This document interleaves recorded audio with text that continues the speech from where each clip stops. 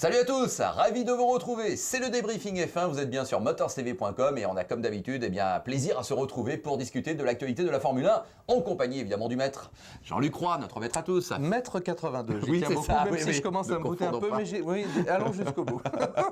Jean-Luc, dimanche prochain, ce sera le Grand Bonjour Prix à d'Europe à Valence, Oui, bah oui. Valencia, sur le port de Valence, qu'on pourra suivre, tiens d'ailleurs, en direct sur motorstv.com. Tu connais notre nouvelle installation live text. Hein, Absolument. c'est pas des images, mais vous savez tout, minute par minute, du Grand Prix. Grâce à nos amis F1-direct.com. Nos amis et partenaires, F1-direct.com, on les remercie.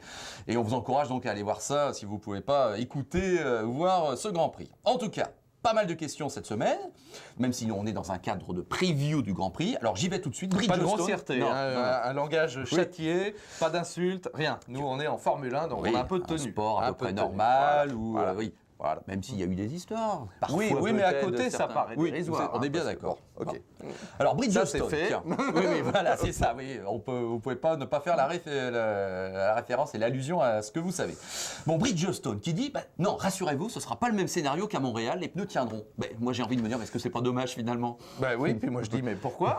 Non, mais bon, ok, c'est normal que Bridgestone ne nous annonce pas en disant, oh là, ça va être la cata, vous n'avez rien vu au Canada, nos pneus vont être ridicules, ça va être encore pire.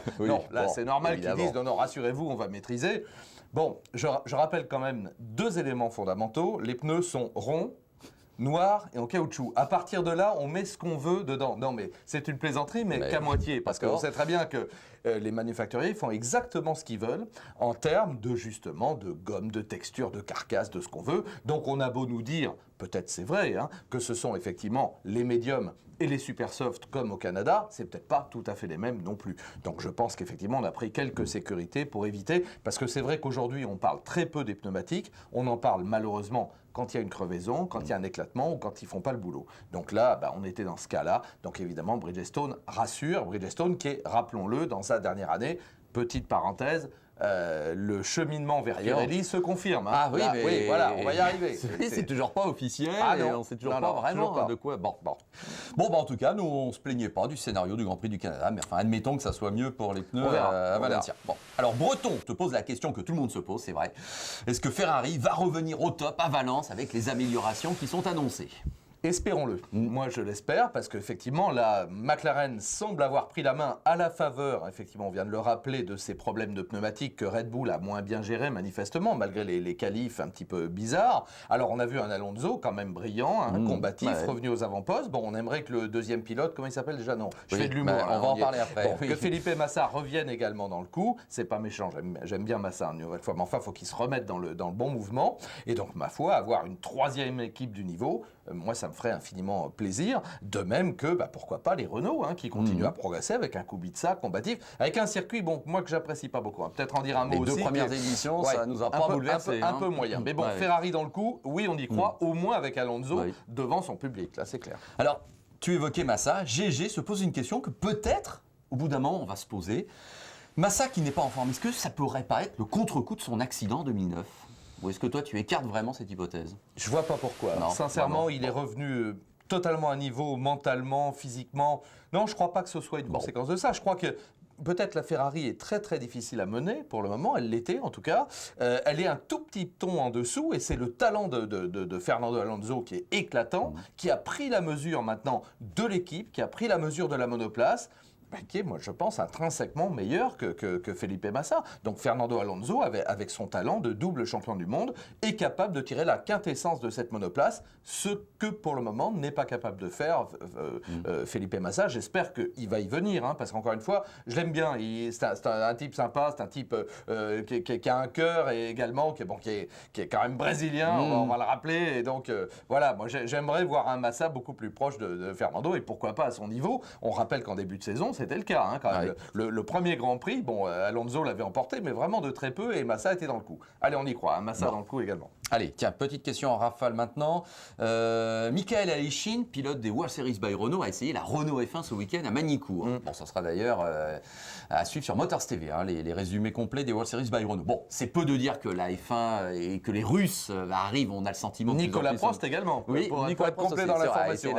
Tout à fait. Bon, Petrov est déjà en F1. On a dit déjà beaucoup de bien de Petrov, mais force est de constater qu'il est complètement passé à côté de son Grand Prix du Canada. Oui. Y a-t-il un nouveau bilan que tu as envie de tirer par rapport à Vitaly Petrov ? Ce que tu viens de dire, malheureusement, il a suscité d'énormes espoirs avec une monoplace. Je pense là aussi, le talent de Kubica fait véritablement la différence. Alors, moi j'attends quand même une nouvelle grande belle performance de Petrov et à nouveau dans les points. Il en a le talent, incontestablement. Il en a, je pense, la monoplace sur certains tracés. Et je pense qu'il s'est, parfois un peu pris les pieds dans le tapis parce que le garçon est fougueux et il est parfois un peu en vrac. Il est un peu au-delà. Mais bon, ça fait partie. Moi, c'est ce que j'aime dans les jeunes pilotes, en faire un peu trop et après ramener la barre un tout petit peu. Moi, je pense que le bilan, c'est un peu tôt encore. 8 Grands Prix. Non, c'est quand même un rookie, c'est pas évident. La Renault, elle est quand même un peu derrière. C'est vraiment Kubica qui en tire le meilleur. Un petit peu même analyse. Bon, maintenant, il faudrait dans la fin de la saison. Mais je rappelle que Petrov, il découvre un certain nombre de circuits quand même. Parce que connaître ces circuits en GP2, c'est une chose. Les fréquenter en Formule 1, c'en est totalement une autre. Donc, il connaît le tracé. Mais ça, un bon pilote, ou même maintenant avec les jeux vidéo, un bon pilote connaît le tracé en 3 tours. La question, elle n'est pas là. Après, aller chercher les derniers dixièmes, voire les derniers centièmes de seconde, là, c'est un autre boulot. Et bon, c'est vrai que la deuxième moitié de la saison de Petrov devrait être supérieure à la première. Voilà. Rapidement, Ross Brawn qui dit on en est qu'au 9e Grand Prix. Les titres, pilote, constructeur, c'est toujours envisageable. Pour Mercedes, bien sûr. Autosuggestion peut-être. Bon. J'aime beaucoup Ross Brawn, qui est un malin. Envisageable, pourquoi pas. Il a raison de ne pas perdre l'espoir alors qu'il reste... Mathématiquement, oui. Mais oui, alors qu'il reste une dizaine de Grands Prix à couvrir.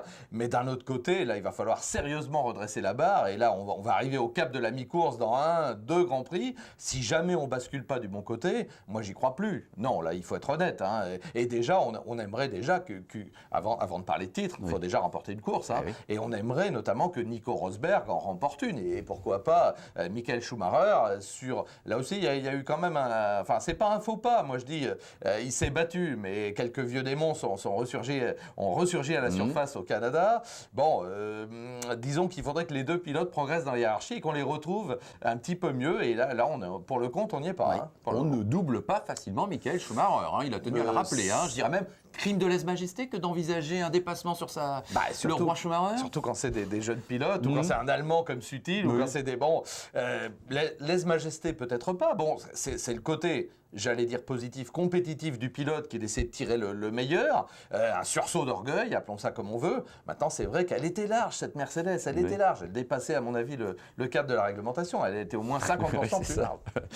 Le Kers sera de retour en 2011. Maintenant, on est quasiment sûr. On discute encore des détails, de la puissance, du tarif. Bon, c'est bien, c'est pas bien? J'ai du mal à dire que c'est pas un gadget pour le moment. Maintenant, la Formule 1, on le sait, doit elle aussi se parer. C'est pas hypocrite, se parer également d'un aspect écologique. Pourquoi pas? Après tout, la récupération d'énergie, ça fait partie du souci de tout le monde. Maintenant, effectivement, alors on parle d'un budget limité à 5 millions de dollars. Comment va-t-on le contrôler? Là aussi, comment va-t-on contrôler qu'effectivement, ça ne coûte pas plus de 5 millions de dollars de développer ce KERS-là? On demande d'un côté, alors je crois que c'est Ferrari, Renault, Mercedes, si je me souviens bien, les 3 qui plaident vraiment pour le KERS, pour avoir un KERS plus puissant. D'ailleurs, on en doublerait la capacité de puissance. Et bon, il va revenir, ça c'est sûr, tout le monde est d'accord. Maintenant, sous quelle forme, à quel tarif? Moi, j'aimais bien finalement l'idée que tout le monde travaille, on met un KERS au point et après, on le donne à tout le monde, un petit peu ce qu'on avait connu. Rappelle-toi, le fameux push to pass.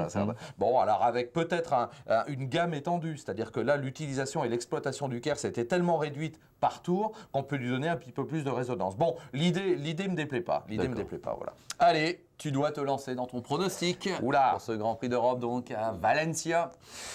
Je crois un retour en forme des Red Bull Renault, c'est pas possible. Il y a eu un faux pas avec l'exploitation des pneumatiques, mais tu vas me voir venir. Pareil, Vettel, il y a un moment, il va falloir qu'il revienne dans le coup. Vettel qui a glissé au 5e rang au classement général provisoire du championnat. Alors lui, pour le coup, il n'a pas abdiqué ses prétentions. Weber est toujours devant, il est solide. Weber, c'est une belle référence pour Vettel. Bon, Hamilton est sur un nuage pour le moment, tout comme Button d'ailleurs.